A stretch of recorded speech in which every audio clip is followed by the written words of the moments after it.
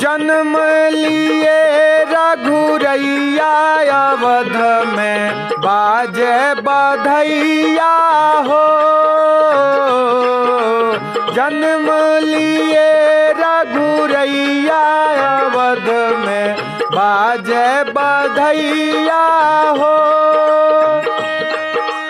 बाजे बधैया हो, बाजे बधैया, बाजे बधैया हो, बाजे बधैया। जन्म लिए रघुरैया अवध में बाजे बधैया हो। जन्म लिए रघुरैया अवध में बाजे बधैया हो। के हो लुटावेला न धन सोनावा, के हो लुटावेला न धन सोनावा, के हो लुटावे धेनु गैया अवध में बाजे बधैया हो। के हो लुटावे धेनु गैया अवध में बाजे बधैया हो। जन्म लिए रघुरैया अवध में बाजे बधैया हो।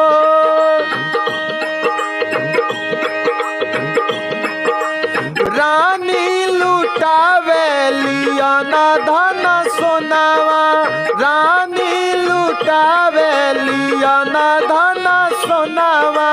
राजा लुटावे धेनु गैया अवध में बाजे बधैया हो।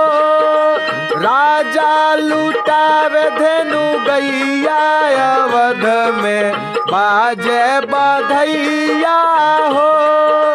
जन्मे है राम रघुरैया अवध में बाजे बधैया हो। नवमी तिथि मधुमास पुनीता, नवमी तिथि मधुमास पुनीता। शुक्ल पक्ष अभिजित हारी प्रीता, शुक्ल पक्ष अभिजित हारी प्रीता। रोहिणी नक्षत्र चैत महीनवा अवध में बाजे बधैया हो। जन्म लिए रघुरैया अवध में बाजे बधैया हो। राम जन्म जग मंगला हेतु, सत्या संघ बालक श्रुता सेतु। राम जन्म जग मंगला हेतु, सत्या संघ बालक श्रुता सेतु। गावे अभिनाश पांडे भजनवा अवध में बाजे बधैया हो। जन्म लिए रघुरैया अवध में बाजे बधैया हो। जन्म लिए रघुरैया अवध में बाजे बधैया हो।